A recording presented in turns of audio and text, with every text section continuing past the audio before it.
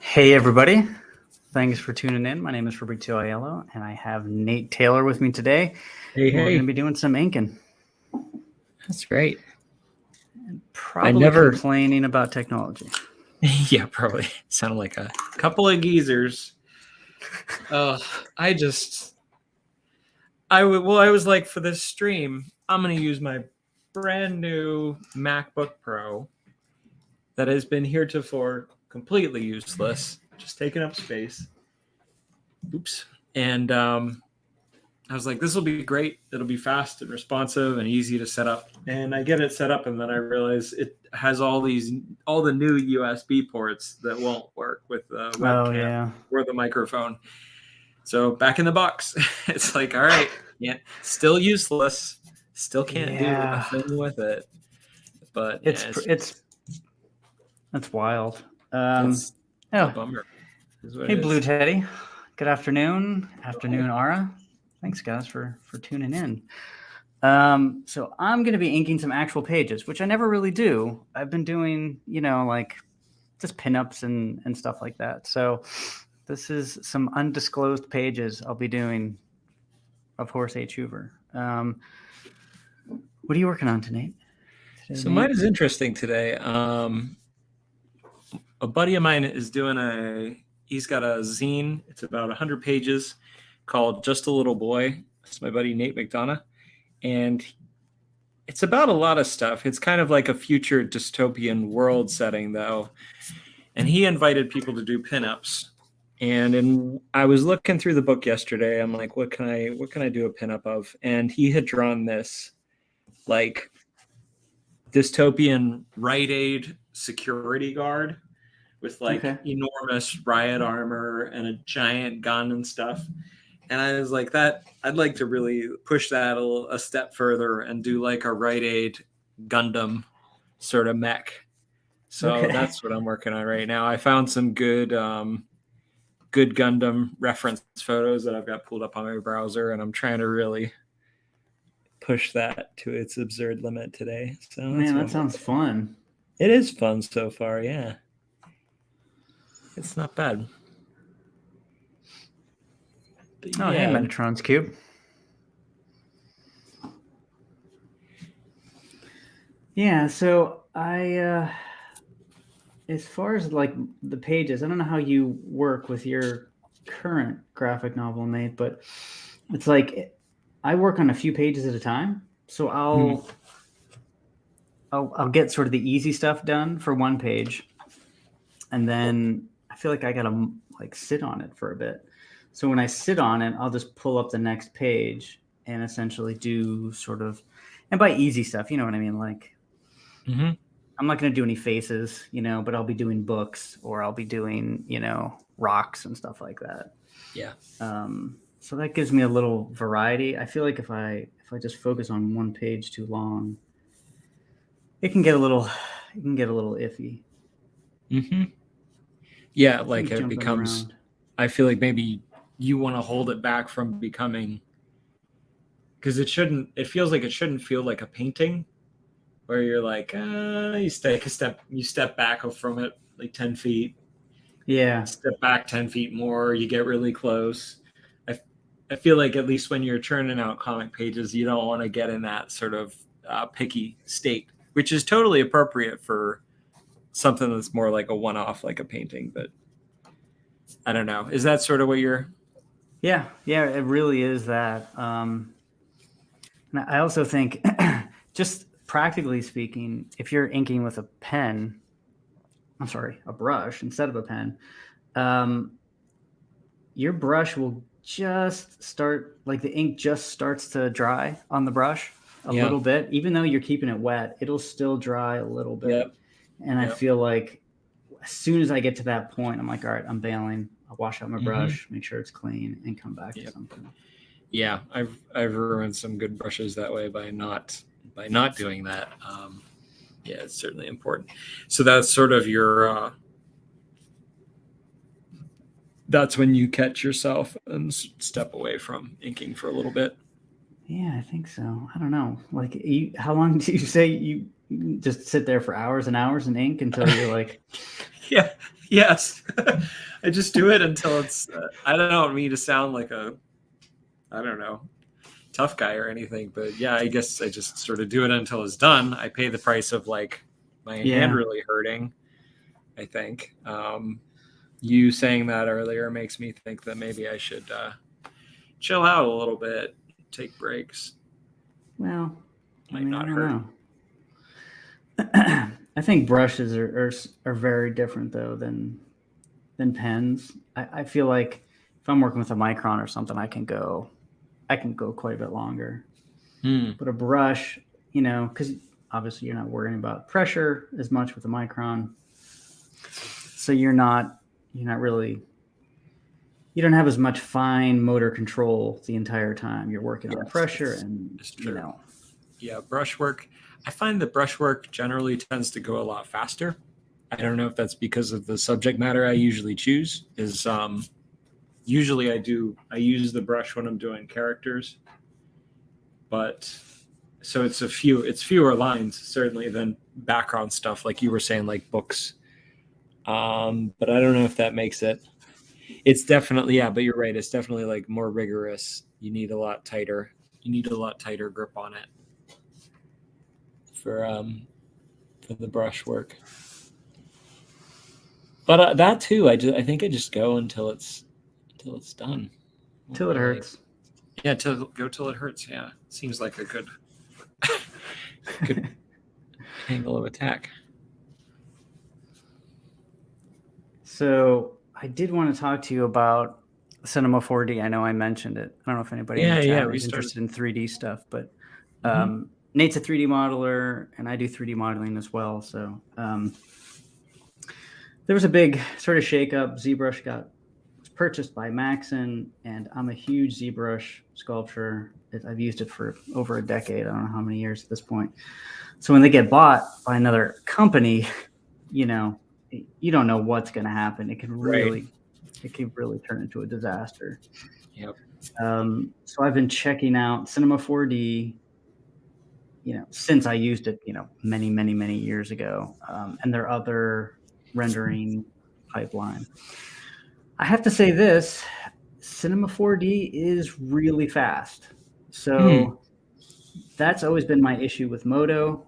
And even Blender to some degree. So as of right now, I was just doing some tests for polygon count. It is pretty fast. Really? So that's nice. And honestly, the interface hasn't changed all that much. So I was able to really kind of jump back in after many, many years and kind of futz my way around and make something. So that's great. Cool. So I'm not saying I'm going to get it, but it's just one of those deals. Yeah. That's awesome. I didn't realize that about Cinema 4D. Yeah, I'd be willing to try that out. Fast, just when you're in the view part, noodling with it. Yeah, it can handle. As well.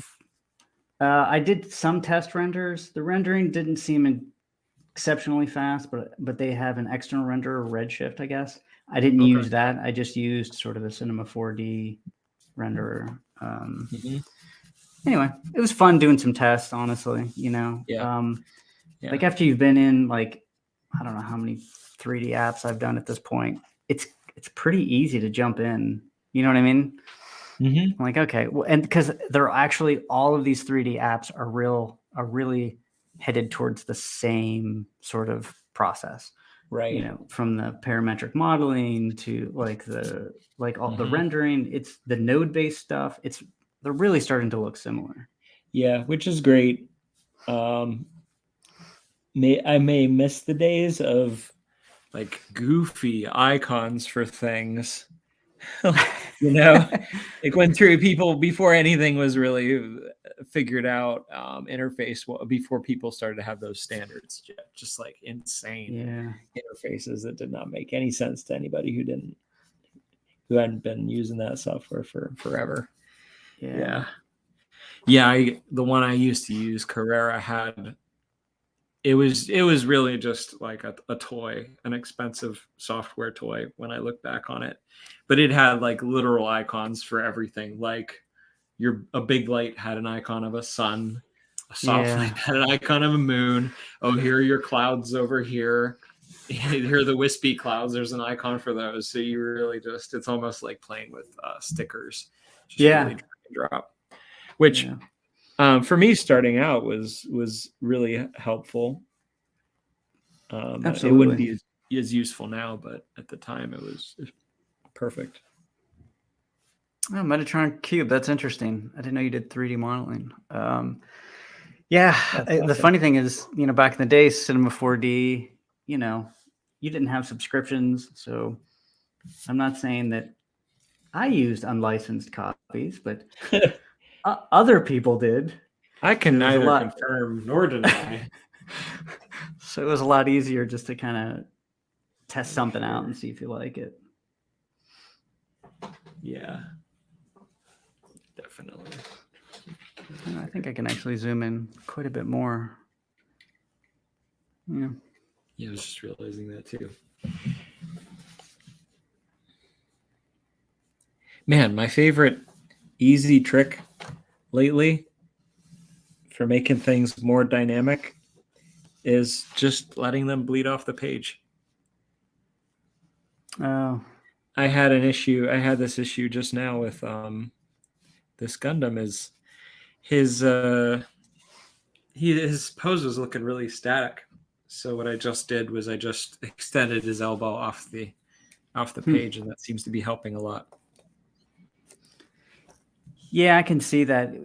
Like if you're trying to fit things in the page, you get like this weird space around the object, essentially. Mm-hmm. And not even a tangent, but just the fact that it's a certain space that you have to leave. Yep, and it's something you're doing. I think subconsciously I'm being very protective of the content, which is to the detriment of the composition often.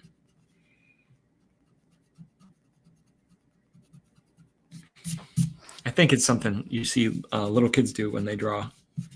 They really protect at some point when they become conscious of the page, I think they start to really protect the borders a lot more.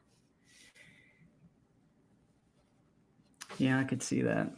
I've actually really enjoyed busting out of the borders really rarely in the Horace book. Yeah. I've never been a big fan of really, I don't know what the word is, really odd panel layouts. Mm-hmm. I appreciate it when people try it and they succeed. Yeah. But I've just never been able to do that. I think you're on the right track. Like I think certainly it gets overused. Well, you don't like the big somebody gets punched and it becomes just a shattered glass effect where each shard is an individual panel. Yeah. Yeah. Again, I appreciate when people do it, but I'm not really working with that right now. I'm super focused on the content of each panel and then kind of busting out of the panel occasionally. Yeah. But that's just, that's rare. I think definitely the less you use it, the more impactful it becomes. Yeah. Certainly. It's one of those things. I have to say, like drawing all these books and the pages in the books is pure madness. I thought you liked that part. No, seriously, I thought you liked that. You don't like that? I mean, rocking my world. When you're drawing it, it's not as bad for some reason because you can be pretty loose. But man, when you got to ink, the pages and all that, like it gets a little much. That's why I really have to jump around as much as possible. If not, I'll go blind. Gotcha. Yeah, I hear that. I feel like I've been going blind.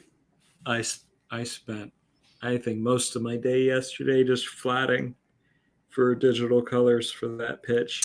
Oh, wow. That stuff I'm figuring out some processes to make it a little faster, but that is just thank goodness I can have something else on in the background while I'm doing it, because this is just the driest stuff ever to work on. Yeah. It just goes on forever. You like cursing yourself. Why did I draw so many shapes? Gotta cut down on the number of shapes I'm drawing here. I know. And actually, I hate to think that actually comes into play the next time you I know. something. I don't want it to. I don't want to. Yeah, I don't want to be cutting back because I'm conscious of that. Yeah. Yeah, certainly not. So I think I'm trying to keep in my head that I'm not. I refuse to be the one who's doing this. Ultimately, I was actually talking with a buddy who's a genius artist, and he was saying the color always feels like the downhill part to him. He really enjoys it. So I was very quick to be like, well, if we're getting published, I'm going to reach out to you and see if you'd be willing to talk about that further, because I don't want to do it. Yeah, I think some people actually enjoy that. Yeah, I mean, I'm happy for them. Yeah. I am, because, you know, if that's okay, then, man, there's a lot of other things that you can do. But my patience kind of wanes. But then again, you know, I could do a really detailed pen and ink illustration where the sky's all dots, and I'm okay with that. Right. Yeah. You know? So I guess it depends. Yeah, that's not everybody either.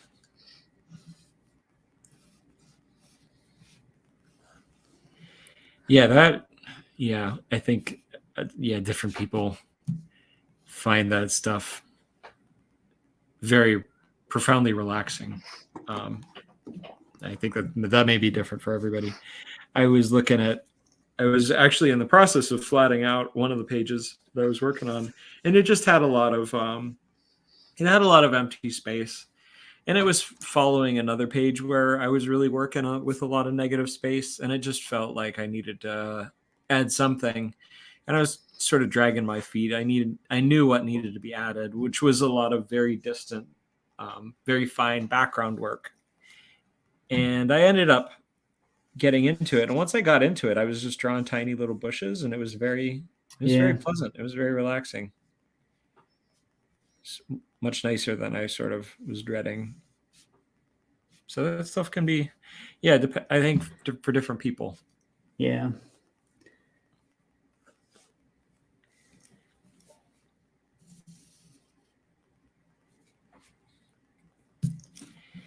So I flipped through that Hobbit illustrated graphic novel again, because I hadn't looked at it in 15 years or something. How long it was. I haven't read it, but I will read it again. Somebody had posted on Twitter, and they asked, you know, what's the most like reread comic that you've read over the years? And I posted a few, and then it wasn't until I was looking at that Hobbit, I'm like, oh hell no, it's got to be that Hobbit. Yeah, it's that one. Yeah, I don't blame you. It has to be that. I don't know how many times I read that.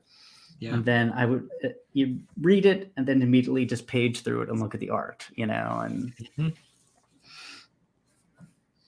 yeah, it was terrific. The quality of go ahead. I was just gonna say, I've yet to find sort of an analog though, like another graphic novel, illustrated novel, whatever you want to call it, that was that well done that I could think of. Now, obviously, I'm talking Western comics and all this kind of stuff, but that well done, like how do you mean? Like the artwork and just the adaptation of it. It's just, really was. Well for an adaptation, I'm hard pressed to think of one. For quality of artwork, like the beauty of the watercolors, I don't know if you've read Black Sad. I know of it. I've never read it though. Yeah. Okay, that has some gorgeous, just for that traditional watercolor approach. Those colors are beautiful. It's really, really pretty. It's certainly not for everybody, but I think it's really, really beautiful artwork. Yeah, whenever I think of painted, like fully painted graphic novels. I always think of that Havoc and Wolverine with Kent Williams and John J. Muth. Is that his name? Do not know. Incredible watercolorist. And then you had Kent Williams, who is, I think I showed you his stuff before, really expressionistic. He does fine art, comic book stuff. It's really incredible. I bought one of his original drawings. He did a crow. I think I might have showed it to you. It's just a pen and ink crow that was really beautiful. I'm sure you did show it to me. I just don't remember. Yeah. I hear you. Oh.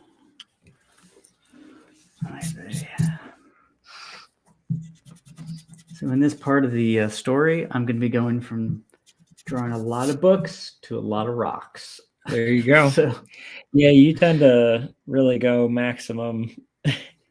Good God. With your, you don't pull any punches, which is great.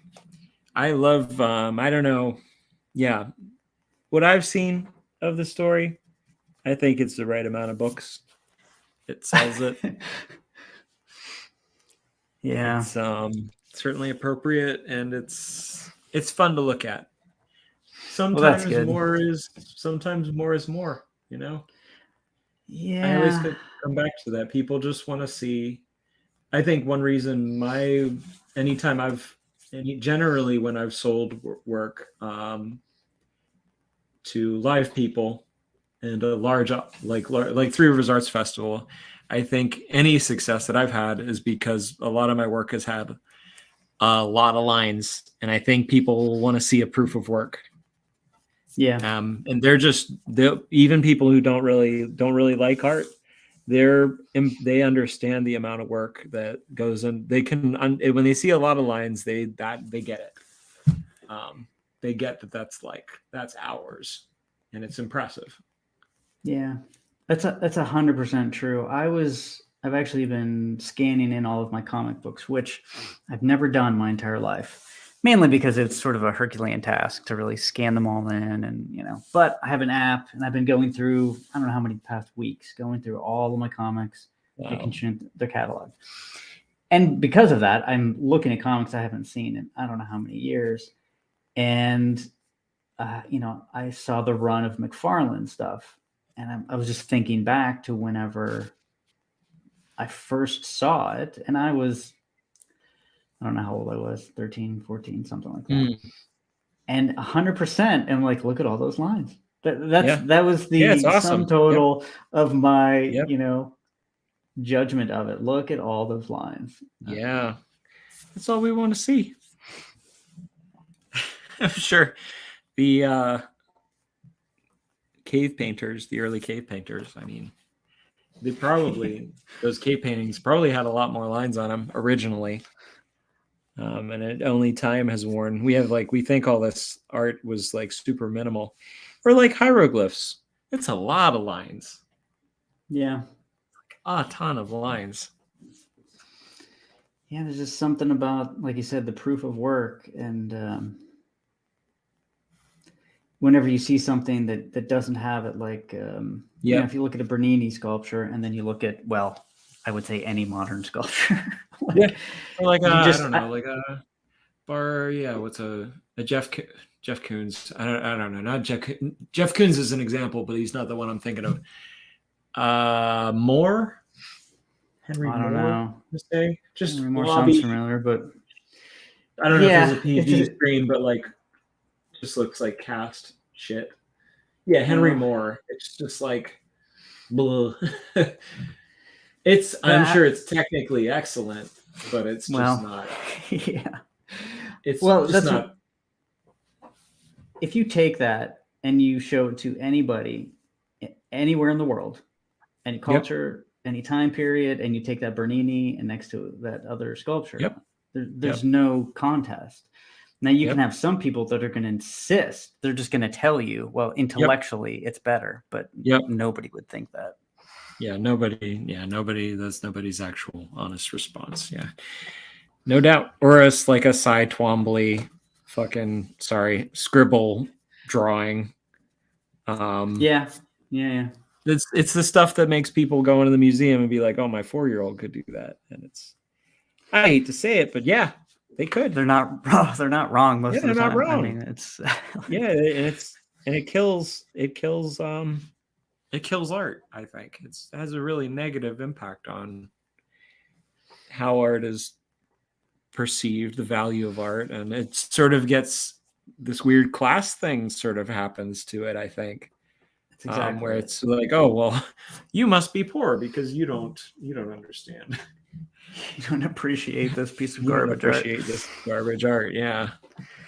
It on purpose. It was a purposeful sort of. We're going to take art as a thing, and it's going to be Yeah, I guess of course, rich folks would love it if poor people have like a certain, not poor people, but like people of who maybe couldn't afford a college education or something. Of course, yeah, if it's like anything that separates, then it's going to be more attractive. I don't know.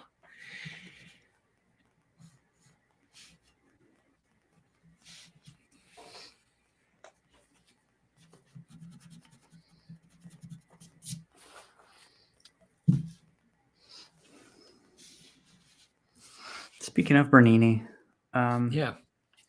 I was doing that sculpture, and I've been working on this for years. Basically, just kind of set it down for like a year. It's Lovecraft versus Bernini, and so it's Cthulhu versus Neptune.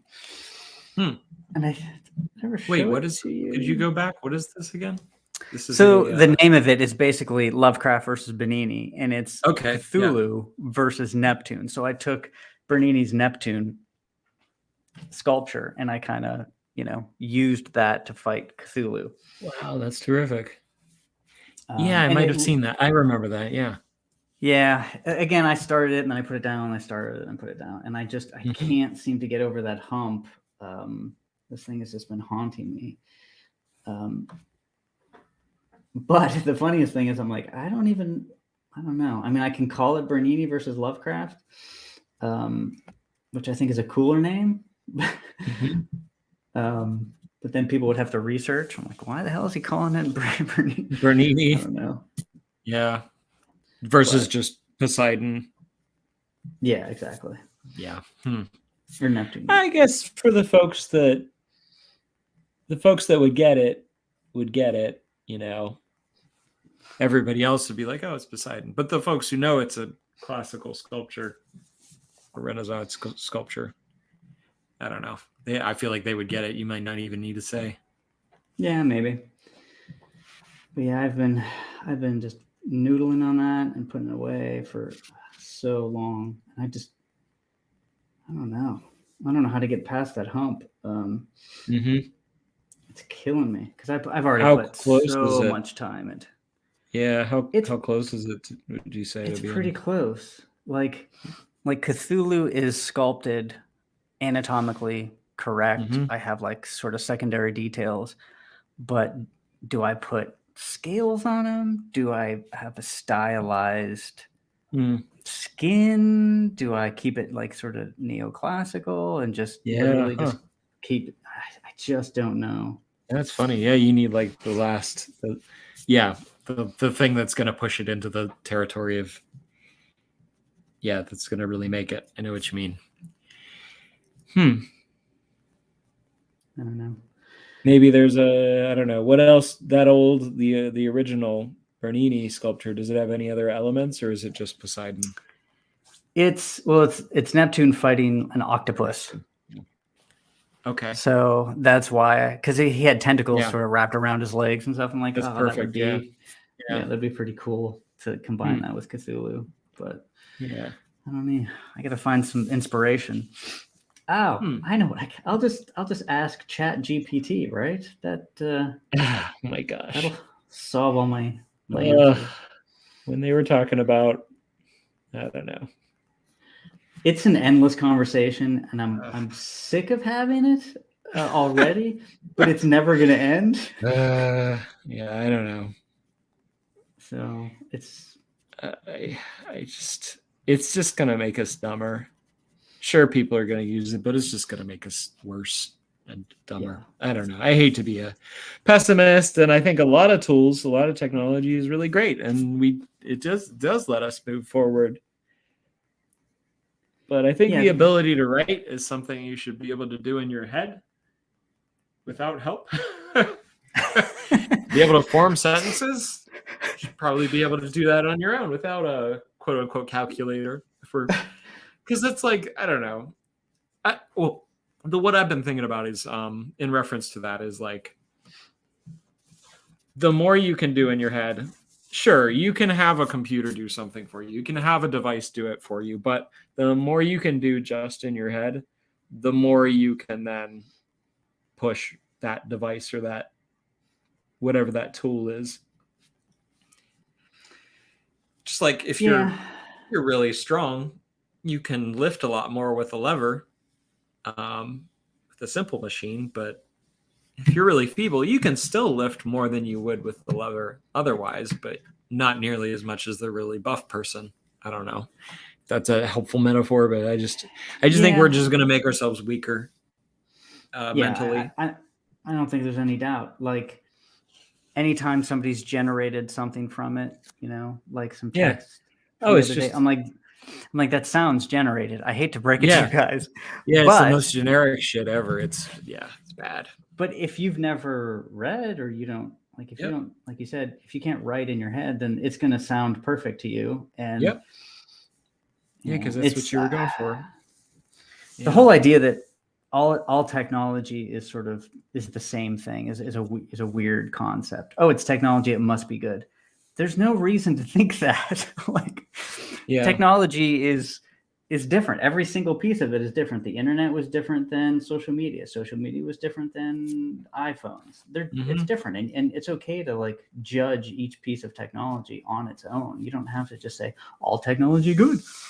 Yeah, it's tough. I don't know. But I mean, granted, I have an incentive. I like to do traditional drawing and painting and all that kind of stuff. But I also use technology. Yeah, I'm a programmer. I use 3D modeling software. And you 3D model, and it's I don't know. It's when you can't. I think where it's scary is when you can't do it at all on your own. When you're reliant on the technology to do something, I think that's where it maybe becomes a problem. But yeah.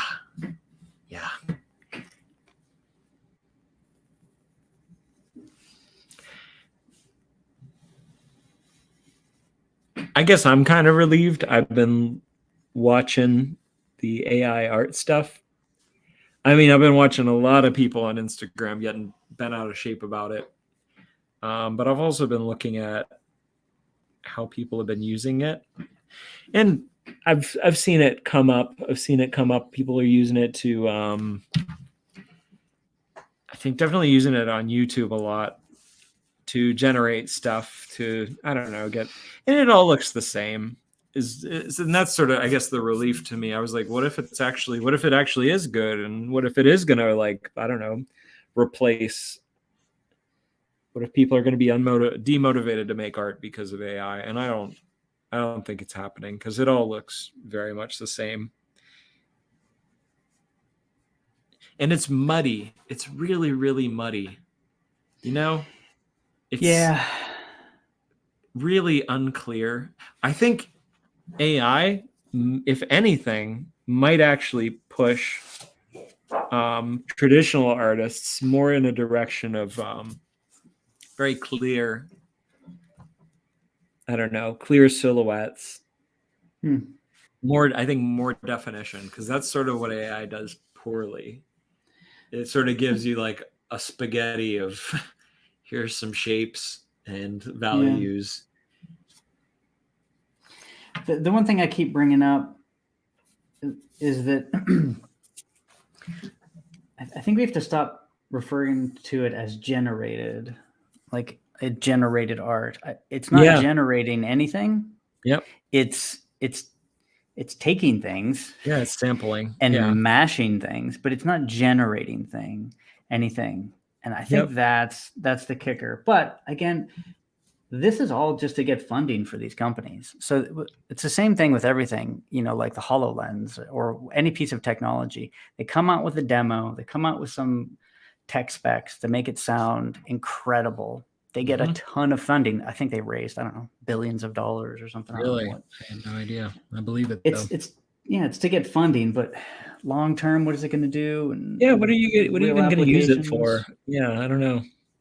But I don't know what people. So that's why I take everything with a grain of salt, because these companies are really trying to make it appear to do everything.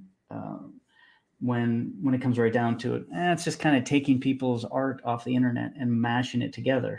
Well, then we have a problem if that's the case. And that is what it's doing. So yeah, that's 100% what it's doing. Yeah, I think that's what people are very upset about. Which rightfully, to a degree, it's I think appropriate. I don't think the doom and gloom of like, oh, it's going to replace artists is appropriate, but I think your work is getting sampled and people are just sort of ripping it off. Yeah, that sucks.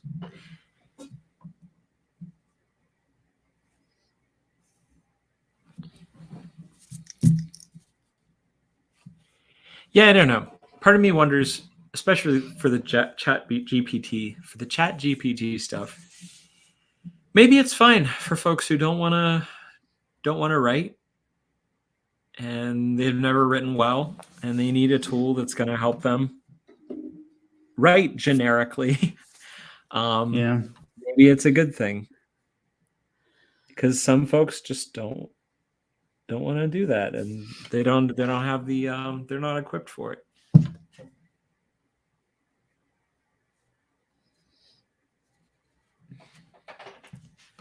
So hopefully all of these technologies will come home to roost in places that are beneficial to the human race. Yeah, I mean, you're always going to have incentives, outside sort of incentives, and that's always going to be an issue.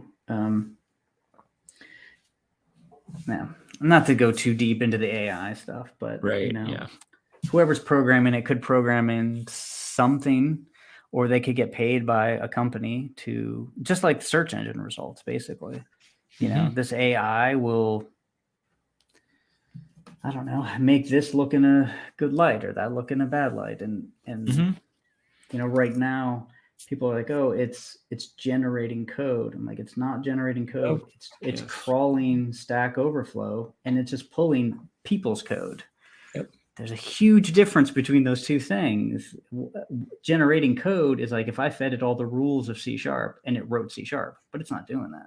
Yeah, we're not any closer to artificial intelligence, really. I also love the fact, sorry, go ahead. No, in the true sense of the word, like it's an intelligence. Yeah.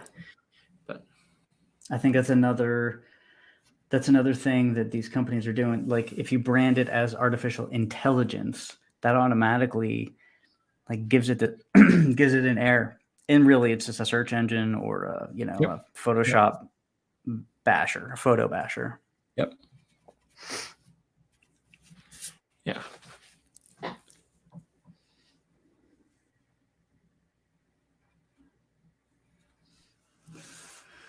Anywho, man, this page is taking longer than I thought. Yeah, let me see. I haven't taken a look. Good gravy. It's looking awesome. Love the spotting of blacks on the bookcase scene. That looks quite nice. That's looking great. The shadows are awesome.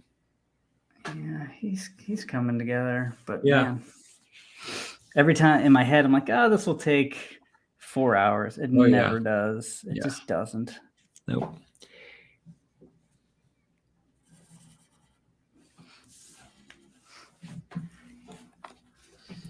So were you into Gundam? No, I really wasn't. This may be the second time I've drawn a really serious robot mech sort of thing. Yeah. Yeah. It's fun though. It's a lot of, I don't know, 3D shapes. Yeah. I think you can. Looking at some of the Gundam art just before the stream started, I think they get away with a lot of cover up. They're constantly. I think they're obscuring some of the more difficult areas with a lot of just like gobbledygook sort of shapes, which is pretty funny.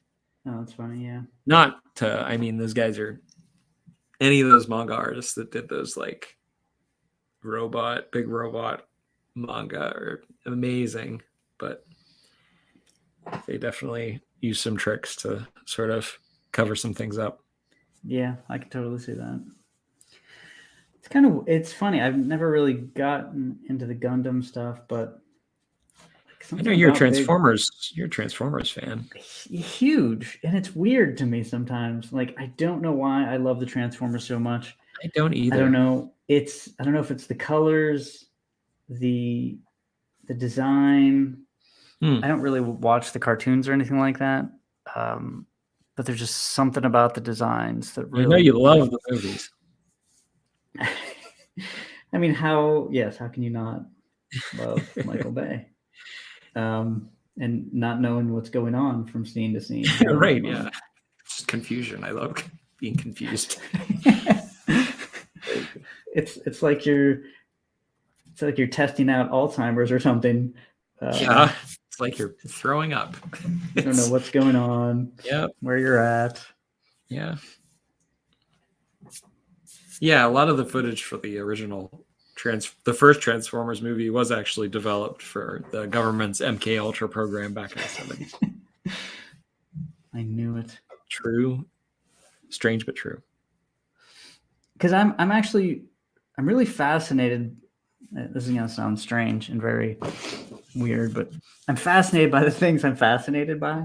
Yeah. Meaning, like, I want to know why I like Transformers so much. Yeah. Like, I want to know why I like certain things. And it's rarely nostalgia because I'm really not a big nostalgia person. Mm-hmm. So it's usually safe to say it's not just pure nostalgia because, again, I usually don't really care for that. Yeah. So I'm like, all right, well, so let's dissect the Transformers. Now I do say that Optimus Prime is one of the only humans that I actually admire. Yeah. So I don't know if it's like just his sort of moral code, and then from there, you really attach yourself. What is the ethos of like a transformer? I mean, Optimus Prime is just like he is the ultimate good, I would say. Like, okay, he's lawful. Yeah. If you were to 100%. break him into the grid, he's like a lawful good. I think I'm not exceptionally familiar with like the D&D stuff, but I think. Okay. Yeah. Isn't lawful good though? You would kill somebody to no. That's no, that's good or something. That's like law. You would kill somebody. Yeah, that's like lawful evil. I feel like the ends justify the means, sort of. Yeah. Okay. Yeah. Like a lawful evil. Darth Vader is like the classic lawful evil, I think. Gotcha. I think. I don't know. That may be completely off. Yeah. I think that. Yeah, I think lawful. Yeah, lawful good from from the snippets of Transformers movies I've seen. That seems to make sense for him. Huh. So it's like his that he's like that heroic. Yeah, just a good robot.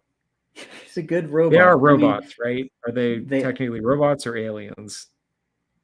I would call them. I mean, technically they're aliens, but to me, they'll always be robots. Okay. I mean, they can say what they want, but he's a robot.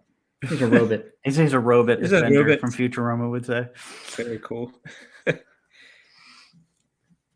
yeah, it's always interesting to me, especially when since we're doing quote unquote creative stuff, like you want to know what people like and why they like it, and really dissect that kind of stuff. Yep. Yeah. There's always there's a big market for giant robots doing stuff for sure. And what It just sounds funny, but you're right. I mean, Yeah, people love that. Robotech and Gundam. Yeah, And Robotech, even Voltron. Pacific Rim, Voltron. Yeah, Yeah. there's definitely some Japanese. A lot of it started in Japan, I think. Yeah. Yep. But I don't. Yeah, there's an American fascination too with it. I don't know where it comes from. Yeah, which makes you think, since it's very, cross-cultural, that there's something else. Yeah, there's a something universal underneath. appeal, something in our Yeah. nature. Well, robots have been around since ancient mythology, I think. The Greek god Vulcan. I don't know what the etymology of the word robot where that comes from, but Vulcan, because he was a cripple, he did have a couple of robots forged. Well, he forged them so they could help him, carry him around, sort of support him. Those are some of the first, I believe, some of the first instances of robots in literature. That's really cool. I didn't know that. Yeah. I also think, speaking of the design, is to me that they look like knights. Yeah. Yeah. And that's always stuck with me. And I'm like, does that have something to do with it? Yeah, that is something that gets pushed in a lot. And especially there's one of the Transformers movies where they were like, basically like the Knights of the Round Table or something. There's like a scene in Stonehenge, I want to say. Yeah. Maybe in one of the intro scenes where they're like all drawing their swords. So yeah, there is something really cool about that.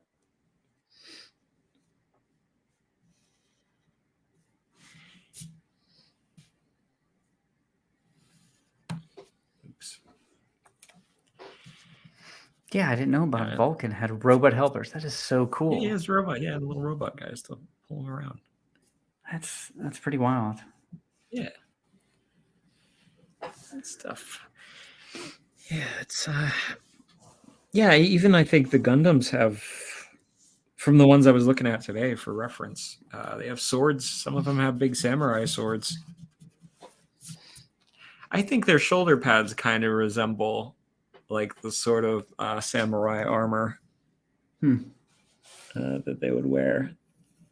A little bit, at least.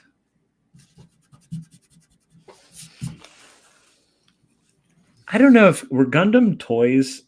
Was it a comic first, or was it like, I don't know? Transformers was it the series first?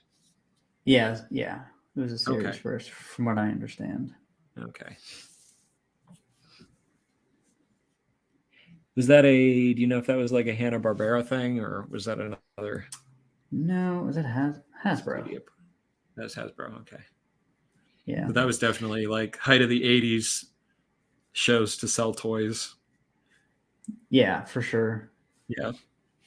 There's a show on Netflix, The Toys That Made Us, which is actually pretty interesting. Oh, I'd like to check that out. That sounds... Yeah. I just watched one on... Hey, Blake, how's it going? I just watched one on Teenage Mutant Ninja Turtles. So they really go into the comic book and how it went from the comic book to the toy. That was really fascinating. That is fascinating to me. Because that was just a zine, right? It was just like a complete like indie comic at the beginning, 100%. Right? Yeah, it's wild. It's crazy. Yeah, that's really neat. Yeah, it has to be one of the most unique, like from comic to product stories I've ever heard. Like it's crazy.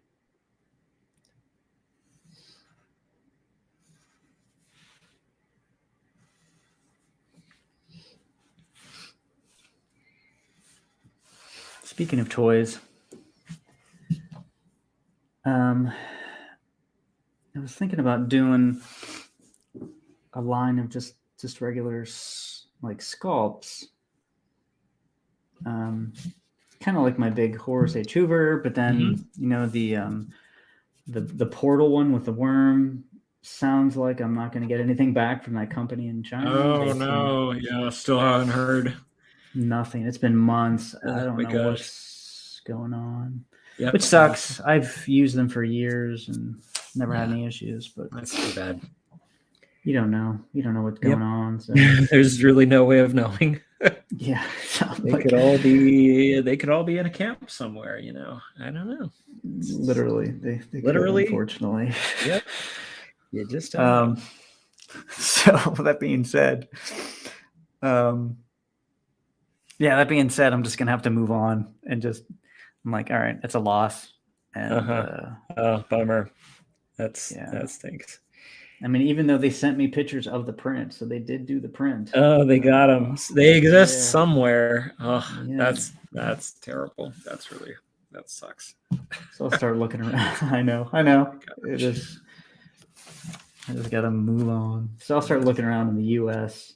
for a company that does that kind of stuff. Low run resin model. Yeah. Kits. That's cool. Do you have new models in mind that you're gonna do? Well, I guess I'll start with the worm one that was supposed to get done. But after that, yeah, I think I'm going to do all the characters, and they're going to have their own model.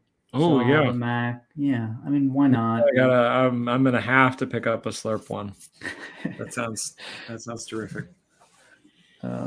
Chalk me down for some of those. That's awesome. Are you gonna paint them at all, or leave them for people? I would prefer to have them painted. I guess it depends what people want. It's still hard for me to figure out, like, do people want unpainted? Because I know they used to, like, these garage kits used to be really popular, but I honestly don't know if people really are into that anymore. Yeah, I don't know if anybody in the chat actually does resin model kits or anything. I need some info on that.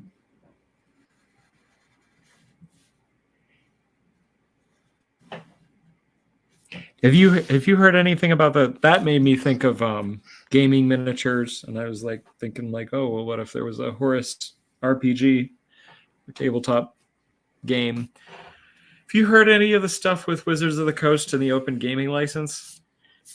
You're gonna have to explain it to me. I just know there's something going on, but it's interesting. It's really interesting. What's happening is back in 2000, Wizards of the Coast released D&D under this OGL, Open Gaming License. And it was basically, hey, other companies, you want to use D&D in your products? Cool. We've got no problem with that. It's open.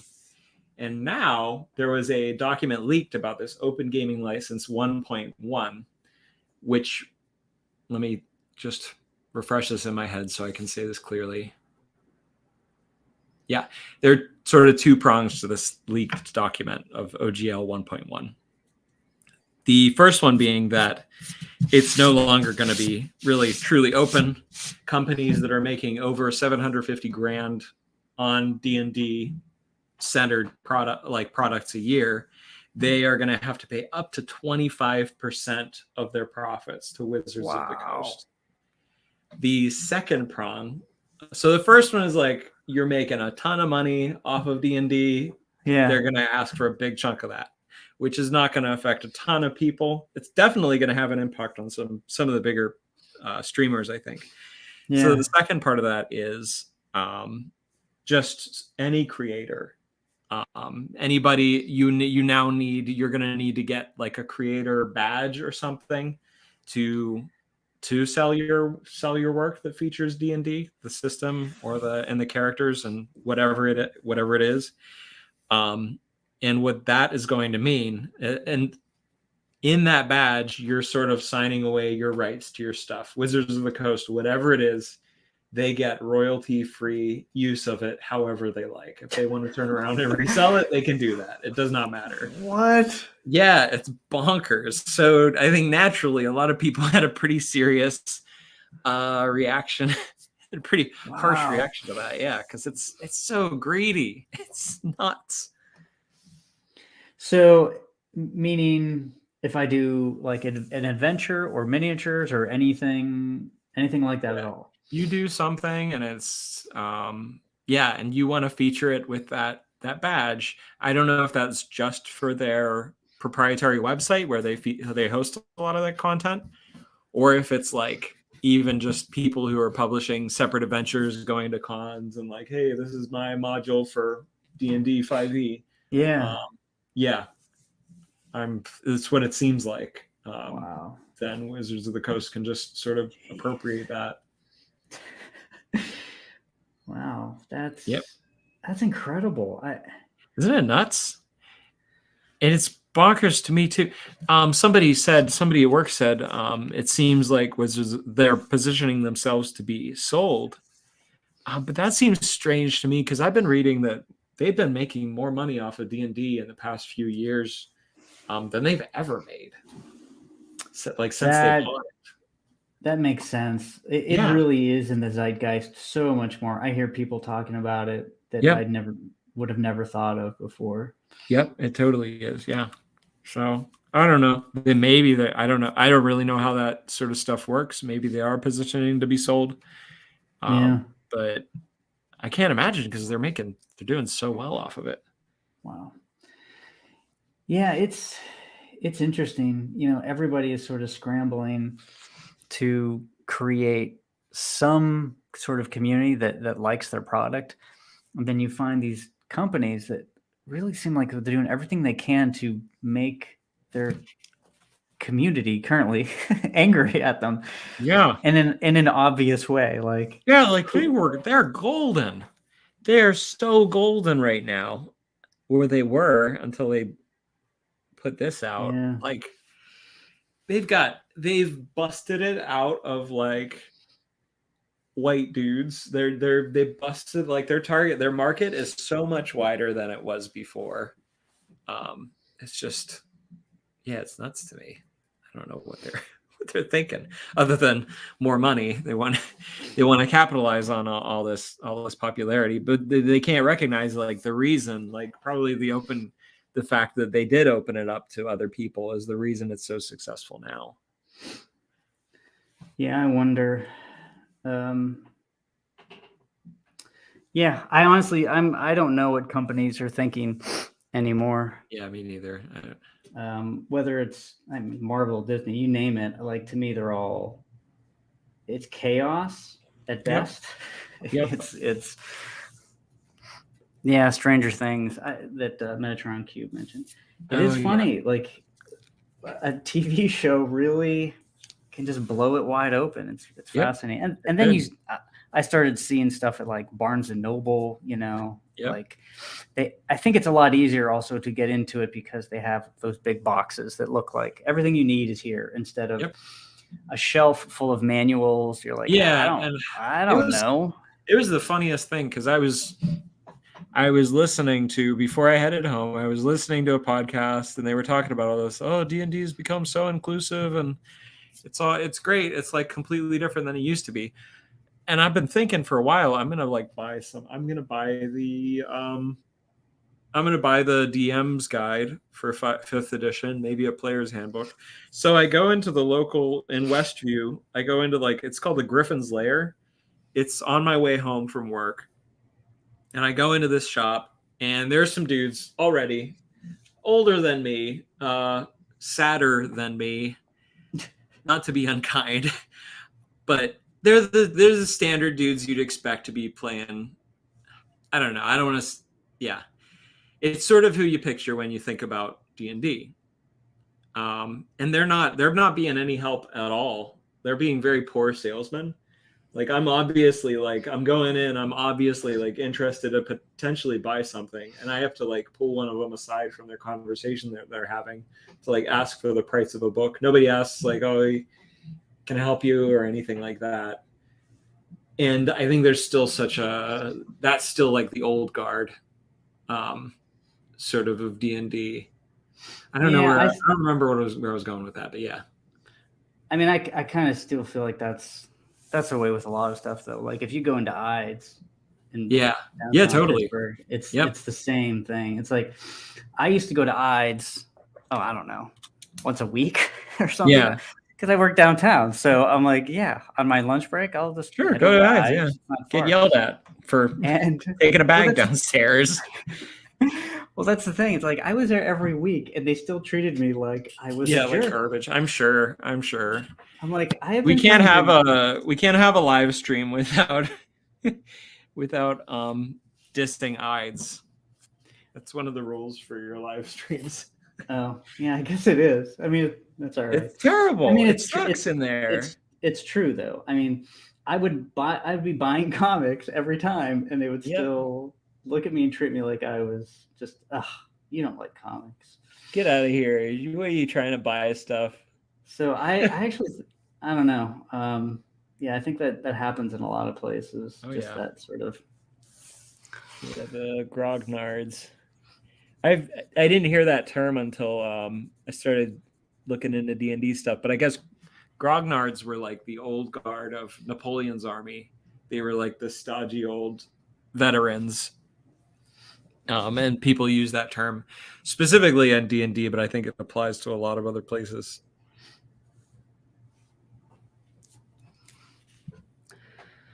Yeah. It could also just be a, I don't know, just a general thing. It's not even necessarily sort of pop culture stuff. I mean, I think there's an online, I don't know, like brick and mortar stores kind of weeded out people, I think, a lot. Because if you could do it on Amazon, people are just doing it on Amazon. So I almost feel like it's a different attitude for the most part. There's a gun place in the north that I went to, and it's amazing. Everybody there is super nice. It's really like you walk in, they don't expect anything of you. Like you don't already need to be an expert on the subject of guns to go in, which is like, that's how it should be. Yeah, that's alien to my experience of those places.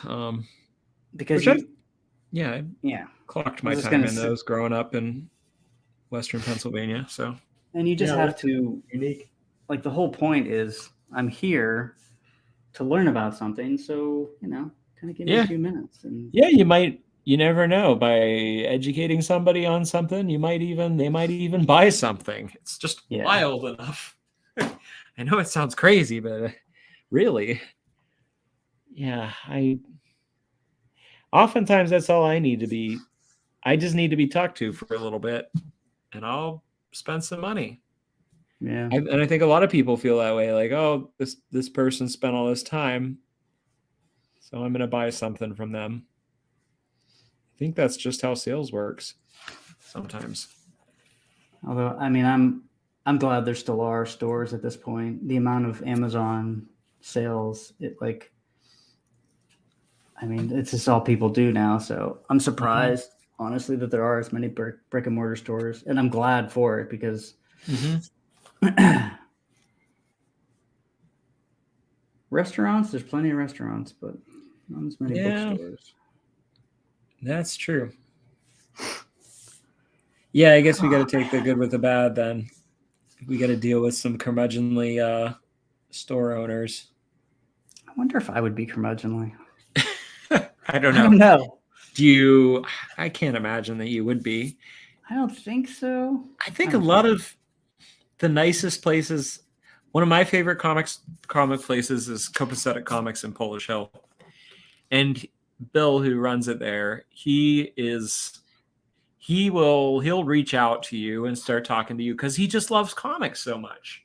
Yeah. He'll do this thing where he triangulates. If you're not sure what you're looking for, he'll sort of try and triangulate what comic you might be interested in. He's like, well, tell me 2 comics that you like, or tell me 2 things that you like. And he knows his stuff. I mean, really, really well, and he'll find something. He'll find something that he could find something for anybody, I'm convinced. But it's just because he has that passion for the thing he's running the store about. He has the passion. Yeah, he cares about the product, which I don't know. Ides, do they like comics in there? I'm not even sure. Now I feel bad about dissing Ides, but I mean, after 20 years, they had their opportunity to. No way, yeah. Forget that. Last time I was in there, I don't appreciate being yelled at.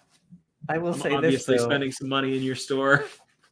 They do have a sale once a year. I think it's in April, everything, all back issues are 50% off, every single one. Oh, okay. So if you want to buy comics, that's the one time a year to go. So I will say, That's in April, huh? Okay. they used to do it twice a year, April, I think in September, but they only do it once a year now. So I constantly like check my calendar and call. Just harass them. I mean, that's a lot of money. Every back issue is 50% off. Is crazy. That is a lot. So I will not look that gift horse in the mouth. Mm-hmm. Well, there you go. What are you sort of like on the lookout for when you go comics shopping? So I don't buy new comics, primarily. I mean, unless it's, something I'm aware of from a specific creator, but I'm not going to go in and buy a new Marvel and DC book. That's never going to happen. Right. So, I mean, I do have all my back issue like runs that I would like to finish one of these days. And especially now that I've cataloged most of them, not all of them yet.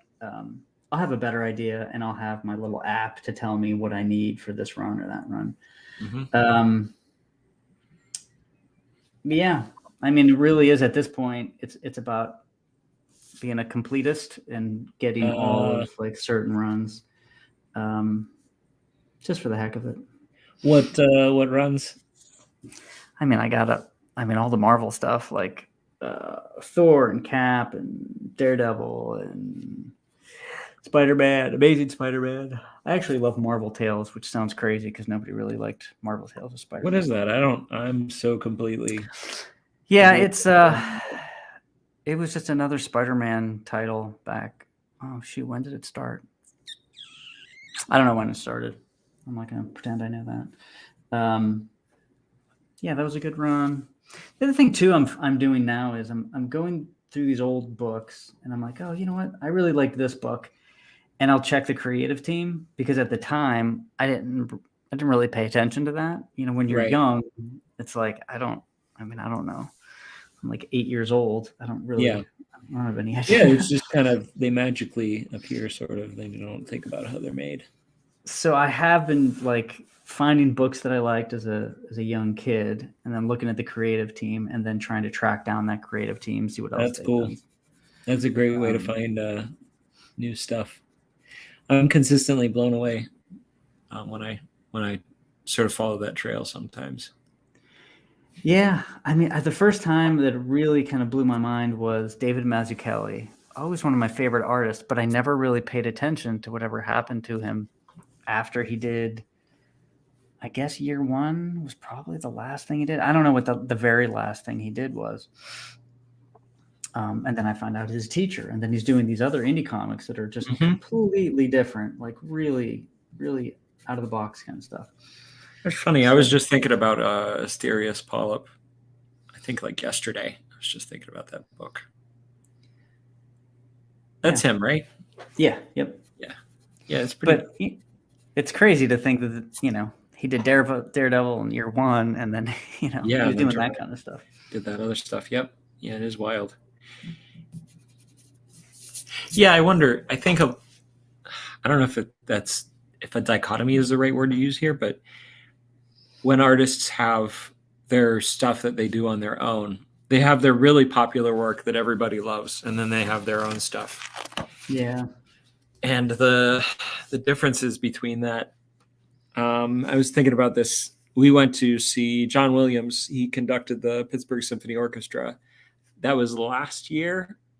And it was amazing. He did all the big like stuff from Star Wars. I think he did the E.T. theme, some stuff from Harry Potter, stuff that everybody knows, everybody's familiar with. Because he's like the most iconic film composer of the 21st century, if not the 20th as well. Yeah. And he played some stuff that he had composed, and it was just rough. Oh, really? It was difficult to listen to. It wasn't pleasant. And I like to think I can really stretch my ears. I can listen to like a lot of more modern compositions, the stuff that's with dissonance. Stuff Like that's like atonal stuff. yeah, atonal stuff. I can listen in and enjoy to some of that, but John Williams, man, I couldn't get into it. That's And I was like, interesting. this is bizarre to me because this guy is a genius. His stuff that he in my head, like his stuff that he does for himself, should be just that much more beautiful. Yeah, that's pretty wild. Yeah, Yeah, there's no way around it. He is just a pure genius. And the thing that, and I don't know specifics, obviously, but like any other field, creative field, it's like, okay, you bring, this is the theme I want for Indiana Jones or something. right. Then obviously the director and other people are going to come back to you and like, well, we're thinking Right. maybe this. So, but the fact that the end product every time was Yeah. just unbelievably iconic is Yep. there's just nobody like him. Yeah, that is the truth. Yep, absolutely. Yeah, and to have done it so many times and with such variety, I know some people would disagree with me. And I love some Hans Zimmer music, but I think I've said before he's got 5 good soundtracks. John Williams has, I think, far more than that.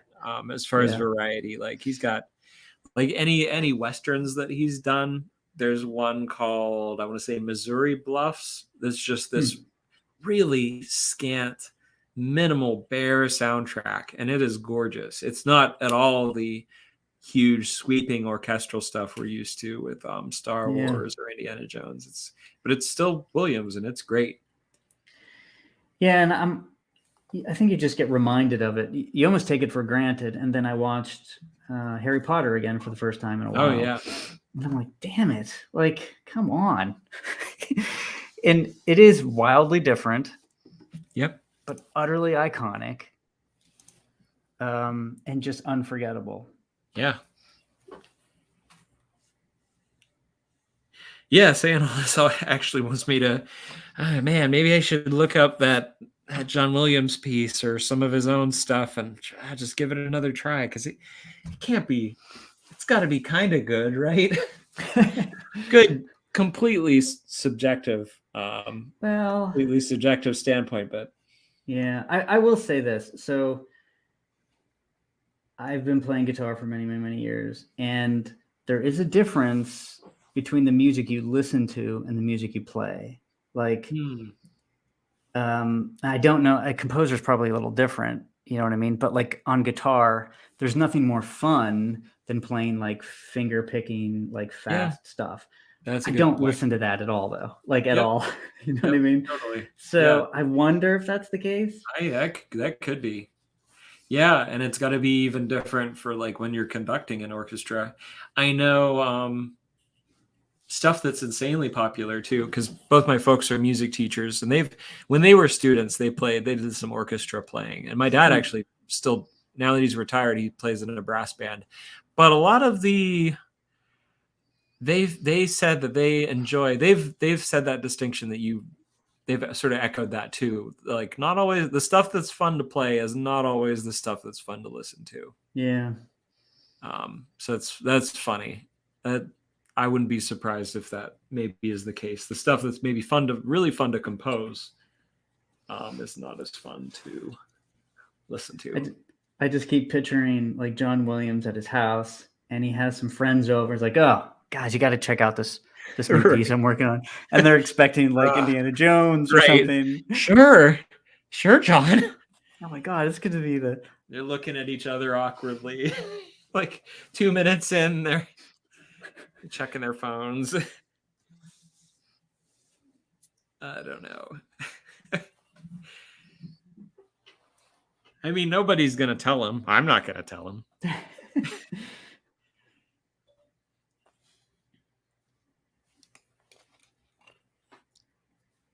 Yeah, it makes me wonder if that's the case for visual artists as well. I mean, I think so. I mean, whenever I sort of went through phases for my art, and when I was young, I was doing just straight up pen and ink, and that's, for the most part, that's it. I played around with a few things, but it was just very detailed pen and ink. When I went to college, I started doing pretty loose charcoal, Yeah. which is on the other end of the spectrum, and I loved it. Yep. So, but then when you sit down with a pen again, I like this, and then oh man, I like the charcoal too. So Yeah. one feeds into the other, I think sometimes. Yeah. Yeah, totally. Hey, Midnight Museum or Mausoleum. Sorry, how's it going? Mausoleum is like a museum. I get of the dead, yeah. Yeah, a museum. Yeah, it's like a. I mean, all museums are sort of mausoleums too, inversely. All museums. That conversation's going nowhere. But I've confused those. I get those mixed up a lot too. I have to admit, whenever I die, I do want a mausoleum. Like every time I'm in a cemetery and I see people with mausoleums, I'm like, God damn it! It's so much cooler. Yeah. Have you ever? Are you talking about the Allegheny Cemetery by any chance? No. Oh, have you ever been there? I haven't. It's worth visiting. Oh, it's so worth a visit. There are some terrific mausoleums there. There's one of my favorites is the Winter Mausoleum. It's just the name on the top of it, and it's got like sphinxes out front. Oh wow! It's like a big Egyptian themed mausoleum. It's really cool, and it's got, I'm assuming, a portrait of the guy as like a pharaoh with two ladies on either side of him. He's got like a little Ankh symbol and stuff. It's wild. It's really That's pretty crazy. Yeah. The best place to pick up a hoagie from Penn Avenue from Spack Brothers and eat your hoagie on the steps of the Winter Tomb. I would love to be an attraction at a cemetery for people to eat their hoagies. Right. Best case possible. Yeah, best case possible scenario. I agree. And it could be fun too. So, my mausoleum open to the public. There's games inside. Oh yeah, there's like an arcade. Why not? Yeah, that'd be really cool. And you'd just be in like under a pretty thick sheet of plexiglass, right? Yes. There's some animatronics installed. Hi, I'm Fabrizio Aiello. Enjoy my mausoleum. Bulletproof for sure. You just have to make sure that people don't end up living there. Yes, like with sleep. So as long as it's attended to, we'll say. I don't want people living in my mausoleum. But stop by. It's tough though, because I kind of love when they get really overgrown with ivy and stuff like that. There are a lot of great ones like that in the Allegheny Cemetery that have just plants growing out of every crevice of them. They're so old. There's some really cool ones. Seriously. Yeah. So if this is my new dream. Have a mausoleum. Yeah. And it would be like the lunch attraction. It's like, hey, I'll meet you at maybe at the Aiello tomb. Yeah. Fabrizio's mausoleum. Yeah. Well, I like it. Throw little parties there. It could be somebody's birthday from the office. Totally. Yep. Yeah. The kids after they want to keep partying, but the party's over. They jump the fence and they go to your tomb. And drink their beers. Yeah, I love it. Hey Spence, how's it going? You came at the exact right time. We're planning death plans. Great. I've always wanted to I don't know. I had a friend who wanted to be like powderized and shot out a cannon. That always seemed like a good idea to me. But it would also be neat to be like boiled down into ink, and you fill up like, I don't know, however many like Bic roller balls, and you pass them out at your funeral. Everybody gets to take a little bit of you home. That's pretty cool. I like the idea of secretly giving people parts of you. Right. They wouldn't know. Yes, exactly. Yes. Yeah, exactly. Yeah. So maybe you could like take your bones or take a pinky or something, encase it in something so they don't know what it is, and then that gets given out to people as like a, I don't know, a charm or something. Yeah, I like that. Like a lucky rabbit foot or something. Yeah, and they would have no idea that it was actually your finger. That's like just a like cool thing I got reliquary. Yeah, that's another thing though. A reliquary. Oh, wait. People could collect them. Yeah. Yeah. So okay, I'm collecting Fabrizio's full hand. So, right. like, here's his pinky. Here's his thumb. All right. I just had to say that out loud. I like that. I was thinking, what if people could get what if like a saint? Because that's pretty cool to get your body parts put in, like your desiccated fragments of your body put away in like these jewel adorned golden boxes, and people like kneel before them to get years out of purgatory. That's kind of cool. I wonder who was the first person that came up with that. The reliquary, or the reliquary. Like, when did they start doing that? In the late Middle Ages. They're cool looking. That's all I know. They're like awesome looking. Yeah, to highlight at the museum whenever you run across a reliquary. Absolutely. I like that. I like the idea of being put in a reliquary. I like being maybe turned into something and given away as a party favor, and people don't really realize. That's pretty cool. Yeah.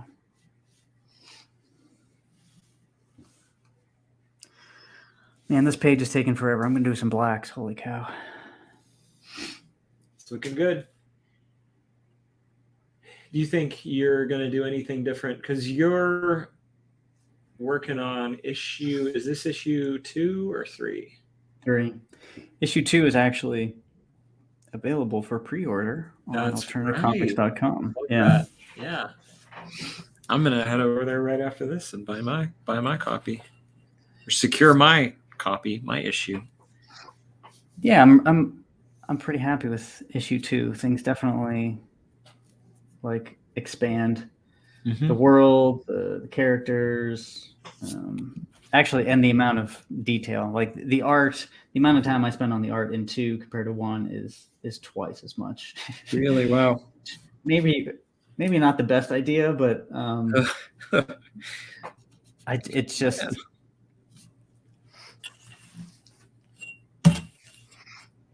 Yeah, that's a lot. Do you think you're gonna modify now that you've got these 2 issues under your belt? Oh well, nearly 3. Do you think you're gonna modify any of the art style or anything moving forward, or do you even have that like on the horizon that you're thinking about? I think I want to wait at least until issue 5 if I experimented with anything else, but probably not. I kind of want to keep these all pretty similar as much as I can. Totally. Even though I have ideas about things I would like to do, I'll probably hold off on that. Gotcha. That's cool. That's true, Spence. I could do Fabrizio's Mausoleum while I'm still alive. Yeah. Start planning now. You never know. Sorry. Patent pending. I like this. Would it have a slide? I don't know. That'd have to be a really big mausoleum. Yeah. Well, it could be inflatable. I wonder if I could sell bones while I'm alive. So you know how, you have a donor card, but it's not a donor card, but I'm selling people. I think that's illegal. I'm just going to. Selling your own bones? Yeah, I'm sure that's probably illegal. I can't imagine that. You'd have to be the first person to try to do that, right? I can't imagine. I'm sure somebody else has tried to. People have to want your bones first. That is a good point. They would have to.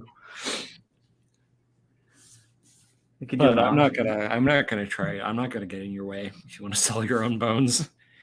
I mean, I think I've mentioned it before. I almost had a real hand. Oh yeah.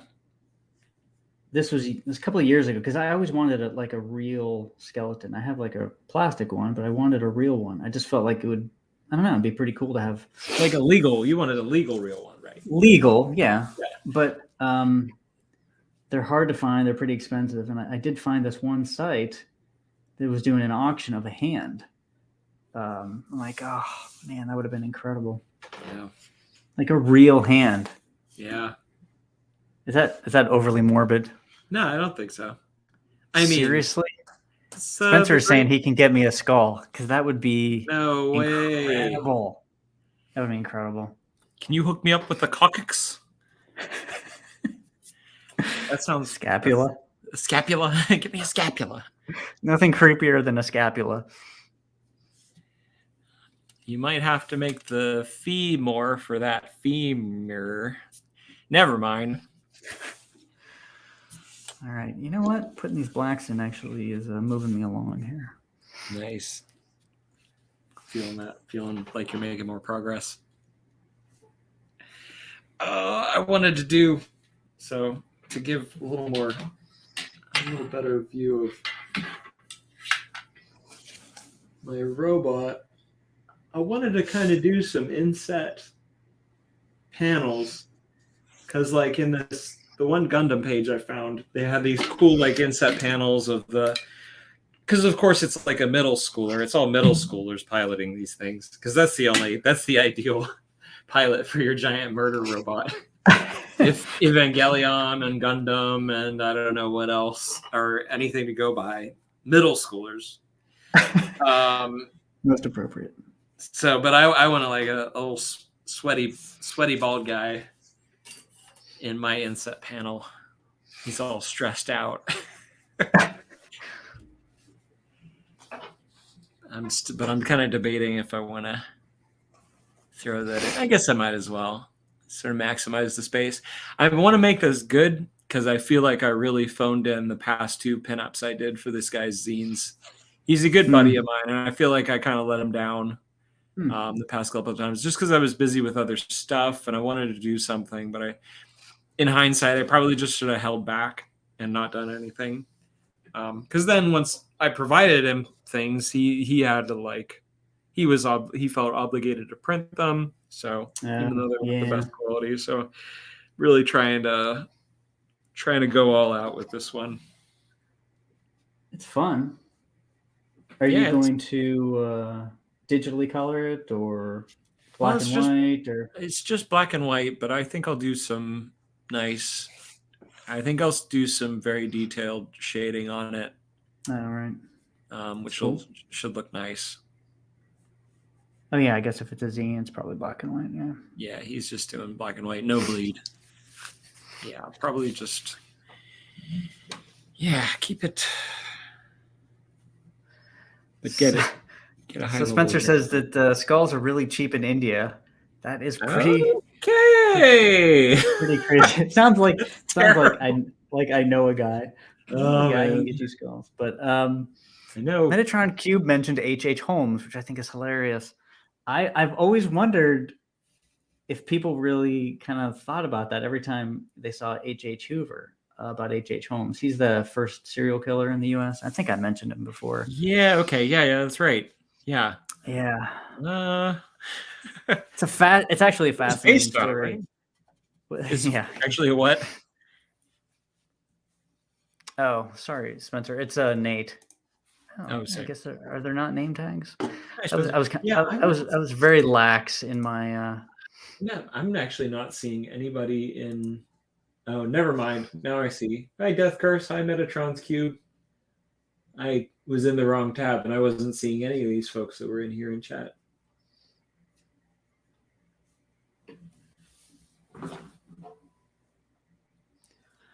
Yeah, H.H. Holmes. You were aware of that person before you named Hoover, right? Yeah.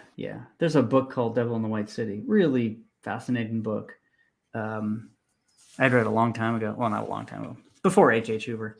That's why I tend to call him Horace H. Hoover. And occasionally I'll say H.H. Hoover, but just to put a little distance. But I still do like Cool. the alliteration. It's not my fault that H.H. Holmes had a cool name. I did that one time with a the D&D campaign. I had a character named Kemper. And I was like, where did I get that name from? Oh, it was this serial killer that would pick people up, pick up hitchhikers, and then like do horrible things. I guess I should rename my dude for this campaign. It's unfortunate because again, that's kind of a cool name. Yeah, I mean, yeah. All right, I gotta concentrate while I do this one part here.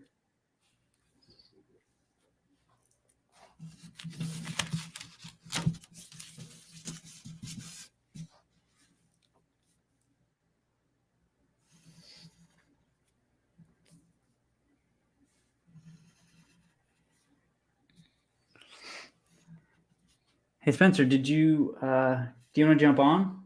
We'll probably be on for a little longer. I don't know what you're doing right now. I don't know if you're drawing or what. Let me know and I'll send you the link. I feel like we need something to plug. I mean, I guess we could be plugging your issue 2. Like when you were focusing just now, I felt the impulse to like plug something, you know. For those of you that haven't yet checked out the spring drive for Alterna Comics. Yeah, so there's the winter campaign, and that's on alterna.com. Issue 2 is on there. You can also get issue 1 though, so it's pretty convenient to pick up the first issue. You know, as far as the story, the first issue has 2 short stories, The Smoking Man and what I call The Satisfied Client.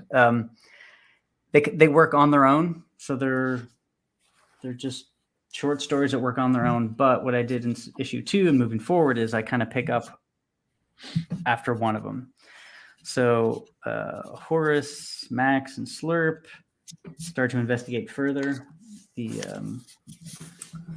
a book that they discovered during the first issue.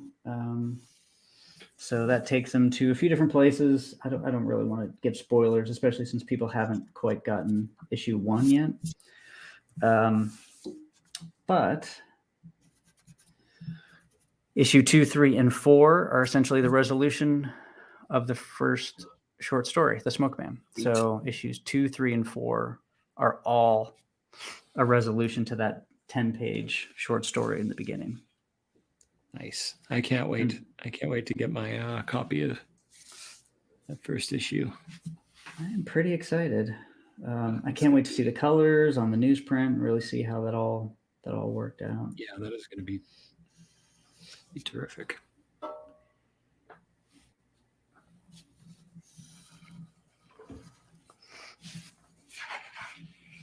Oh yeah, and we do have double-sized sketch cards, which I've never worked on before. So that's kind of cool. It's 5x7 sketch card, so you can get a sketch card, a double-sized sketch card on there too. Nice. And there's a bunch of stuff. I don't have it. You know, there's jerseys and all the other books. Yeah, I think I actually had some red koi coming. I should be getting that as well whenever the fulfillment for that campaign that your issue 1 is on. That'll be cool. It should be soon. I believe that should we start fulfilling next week, something like that? Okay. Nice. And I'm not sure the timeline on how long, but a couple of weeks, I guess. Cool. I'm not entirely sure. I can't wait. Not soon enough.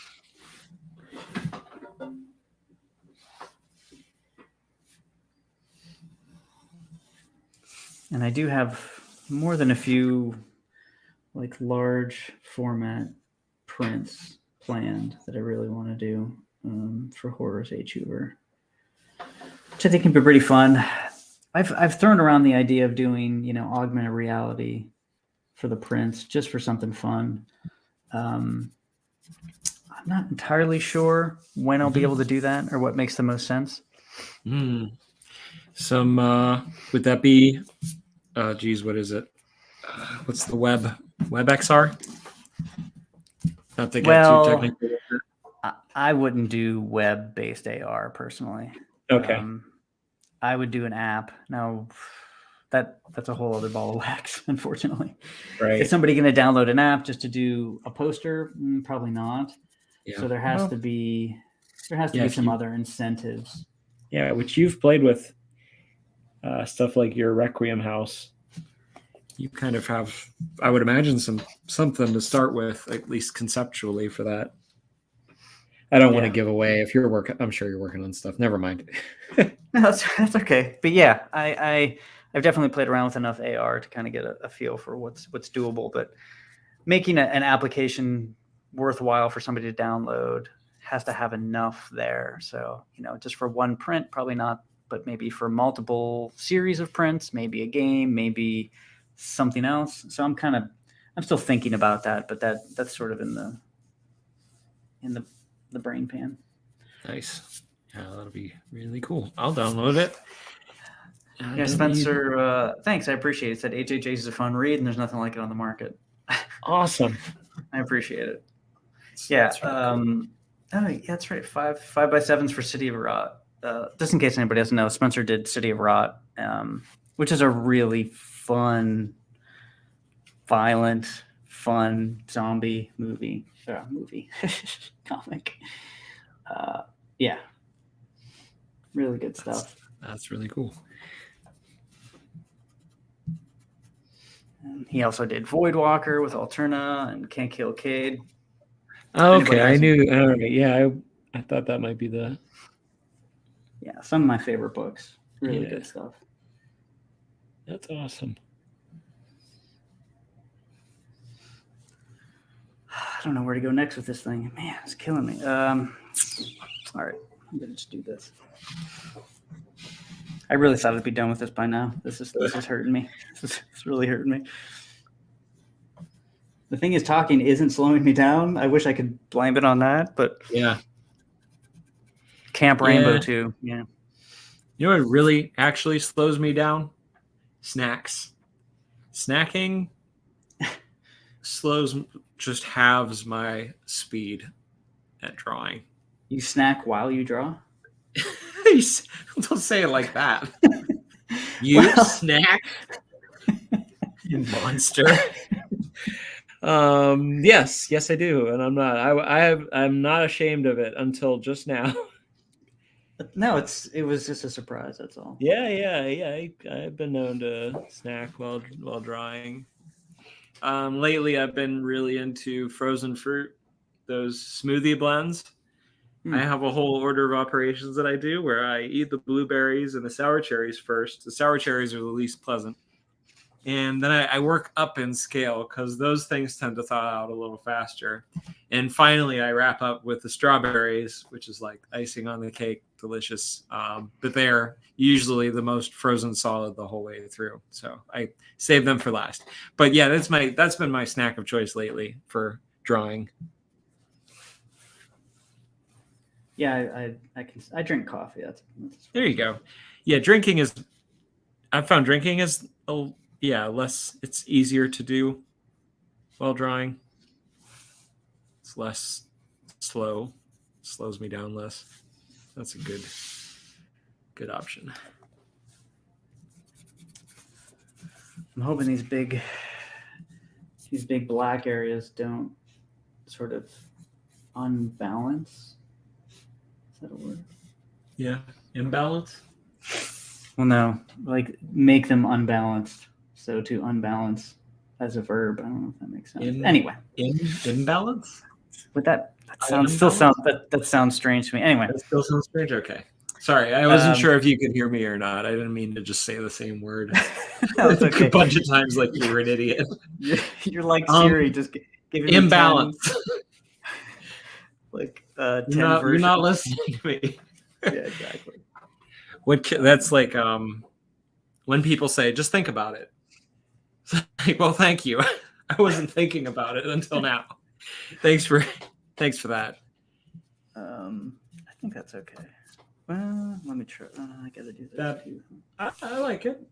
Yeah, I think it kind of pulls your eye into the next panel in a kind of cool way.